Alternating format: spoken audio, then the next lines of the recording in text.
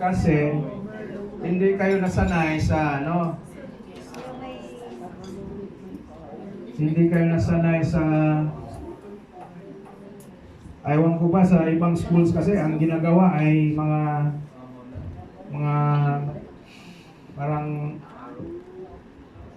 parang hindi research ang ginagawa eh. Parang clerical.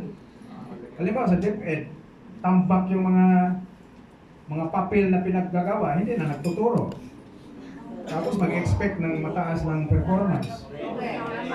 Di ba? Parang hindi yan eh. Paggawa, puro paperwork, tapos teacher ang description. Bakit hindi na lang clerk ang description? Mukhang may ano eh, mukhang may mali talaga sa ginagawa natin na ano. Maraming ginagawa na irrelevant sa teaching. Dapat sa bawat say for example, bawat district or bawat school, mayroon silang clerks na gagawa sa mga paperworks.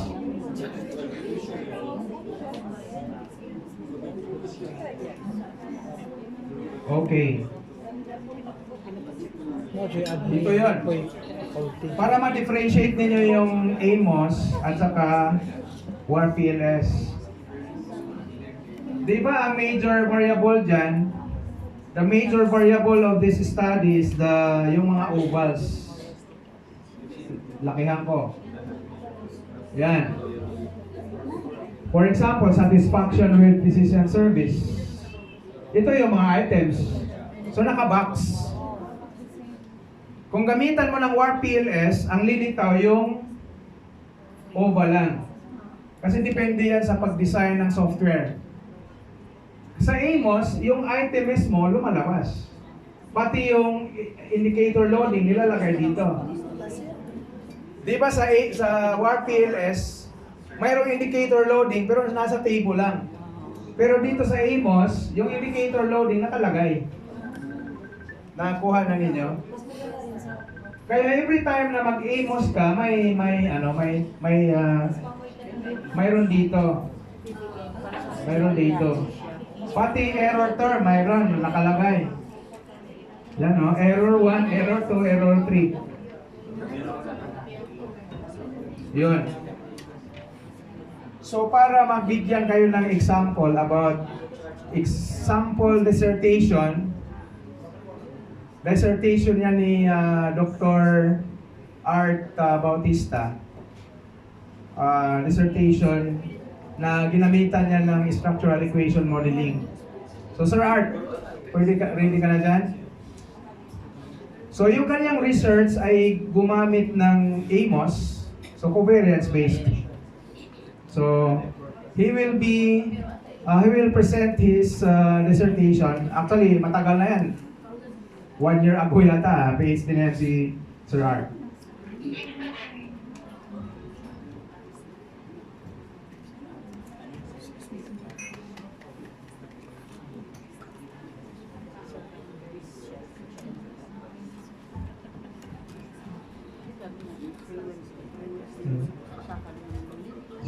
Sir Johnny.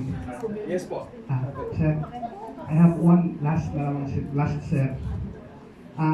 In your previous presentation, you made mention of the overall fit of the model. Yes po.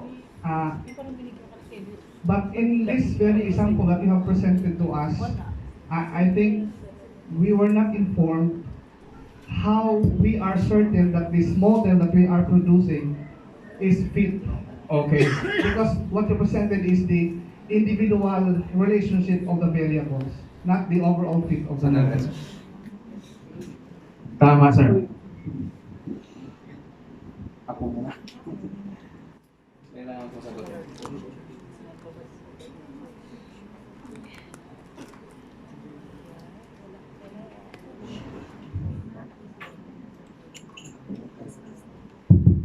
Thank you for that question, sir. Kasi kaninang umaga, when I presented sample research about sample research that utilized partial least square CCM, there is goodness of fit and good fit and quality indices. Pero during the hands-on, I forgot to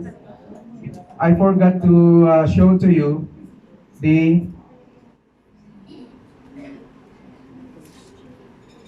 goodness of fit or good fit and quality indices. So dito lang yan i-click sa view, the general view general results.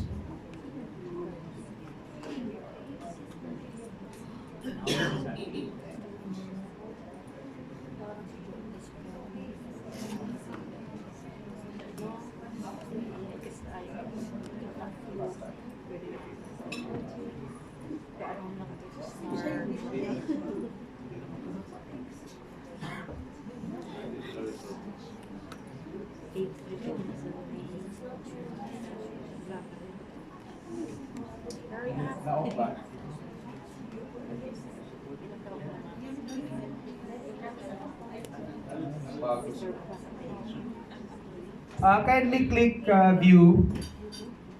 Diyan sa view, click mo yung view general results. Doon sa output ng WAR PLS. View, then click mo yung view general results. So diyan sa baba, nandyan yung model fit and quality indices. Napansin nyo? Napansin nyo, may nakalagay dyan na taas mo, sir. May nakalagay dyan na tama yan, sir. Average path coefficient, APC. Kita nyo? APC dapat significant dyan. Yung average variance or average R squared, ERS, dapat significant dyan. Less than 0.05. Tapos yung average adjusted R squared, dapat significant din. Less than 0.05. Tapos yung average block BIF, yung ABIF, dapat less than 5. Ideally, less than 3.3. Yan. Tapos yung kasunod, yung average full collinearity. Sa'yo na yan, sir. Then, kasunod ay average full collinearity, yung ABIF. Acceptable lang siya kung less than or equal to 5. Ideally, less than or equal to 3.3. Then, we have GOF. GOF stands for goodness of fit. It is just a descriptive. Pwede mo maklasify as small, medium, or large.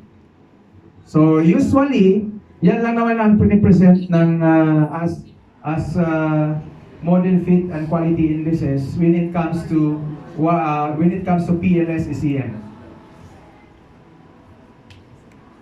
So I would like to emphasize that the goodness of fit for PLS ECM are different from the goodness of fit using covariance-based ECM. Okay. So si Sir Art will discuss to you or present to you his the results of his dissertation. Thank you, sir. Bahala ka na, sir. Good afternoon po. As an additional input po, really, Sir Gary po talaga may tumutog doon. In fact, yung study ko first time sa school namin, introduce yung structural equation modeling. So, ginawa ko to, but I asked Sir Gary kung alalayan niya ako. So, andyan sa palagi. Text, email, call. So, thank you so much, sir. Anyway, this is the title.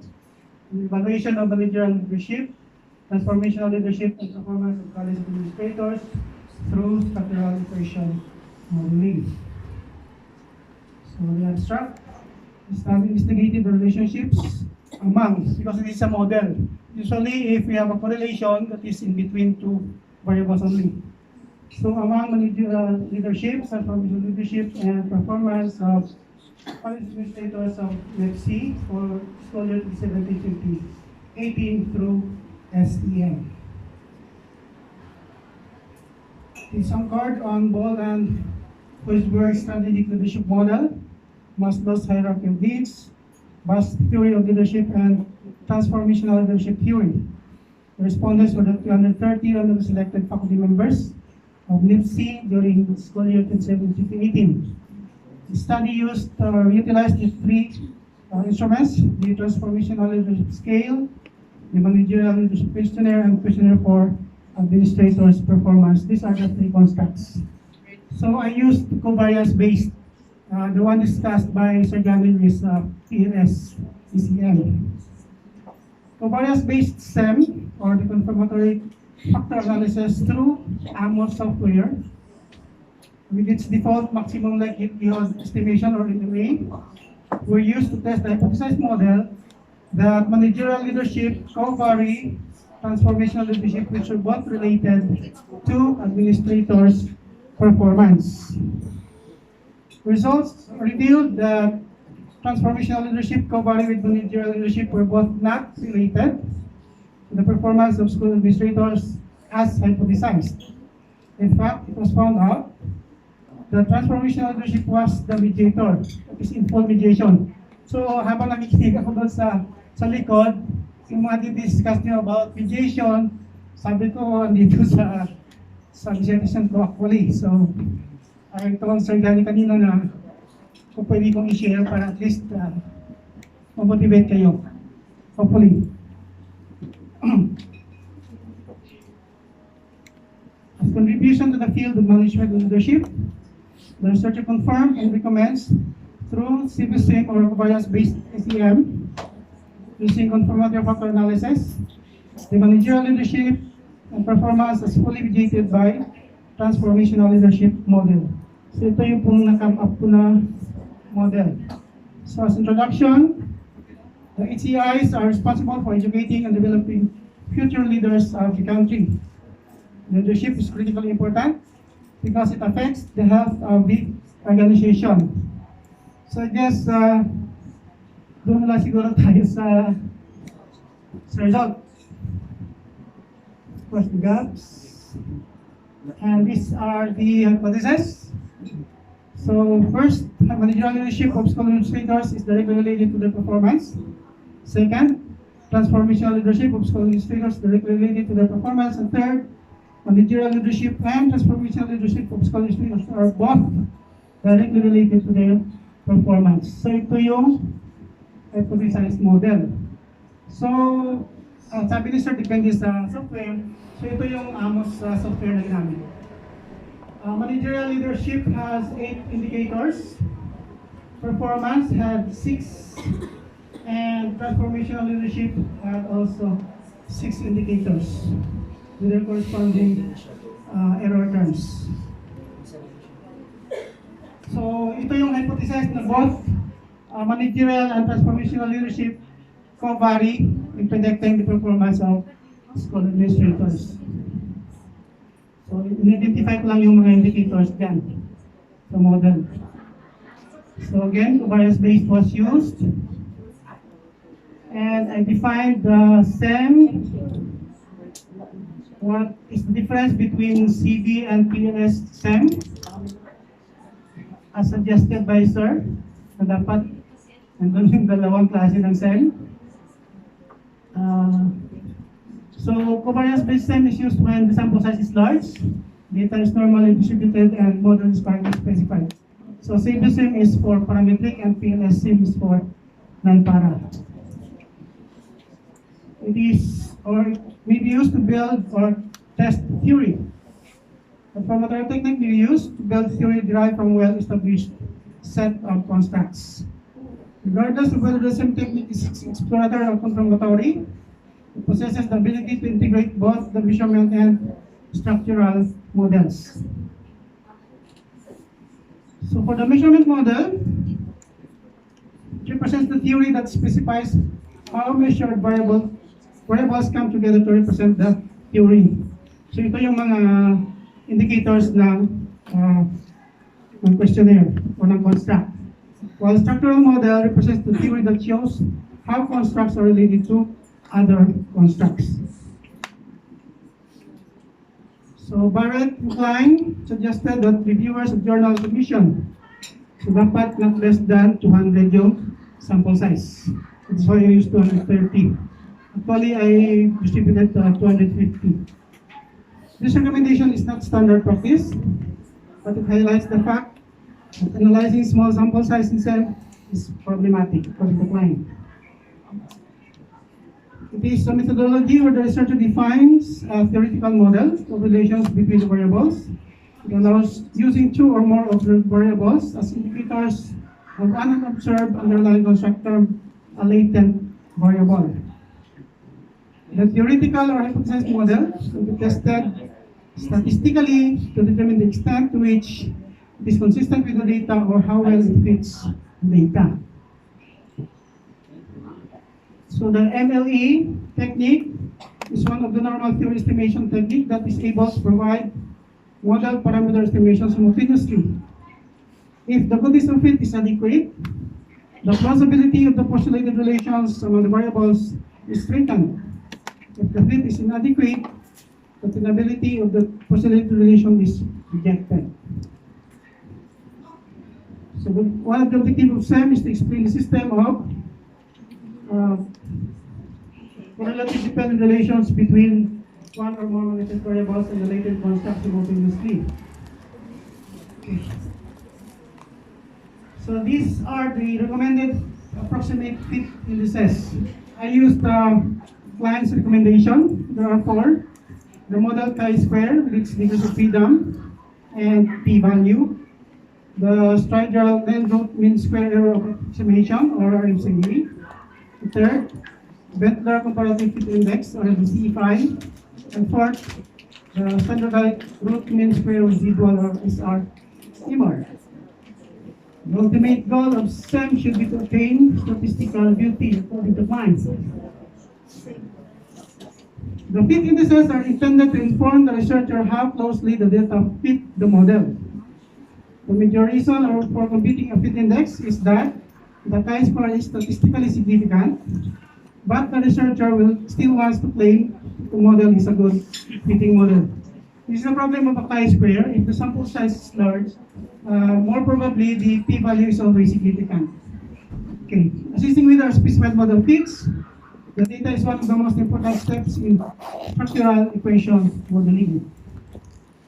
So this is the hypothesis model. It failed the exact fit test. The chi-square was significant, and the value of RMCE indicates per fit. It is 0.111, so it indicates per fit according to the column of Turk-Ogden model. Applying all possible covariance modification indices does not improve the hypothesis model.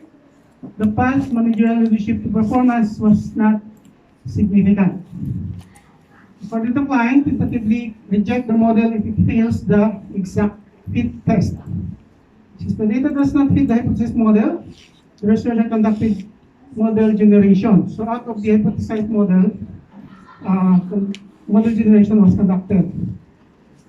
Model generation occurs when the initial model does not fit the data and is subsequently modified. The re-specified model is then tested again with the same data. There were 6 April models that were tested for model generation. So these 6 models, so from the original hypothesis na covariate, I just deleted one of the path. It is for model A, for model B, model C, model D. So dito pumasok yung mediation actually. Okay, so yung lahat ng 6. When several theoretical competing models exist, researchers must identify which model fits the data better. For MLE, the AIC is based on an information theory approach to data analysis. It combines statistical estimation and model selection in a single framework. A predictive fit index that takes more direct account of sample size is the BIC. The AIC and BIC are generally used to select among competing non-hierarchical models. Specifically, the model with the smallest value of the particular predictive fit index is chosen as the one most likely to replicate. This model has relatively better fit and fewer free parameters than competing models. There are 4 alternative competing non-recurrent models out of the 6 superior models. So interestingly, of the 4, both model B3 and D3 have the same fit indices. So their chi-square are the same. You get the smallest ratio of chi-square divided by their degrees of freedom. The RMR is 0.0.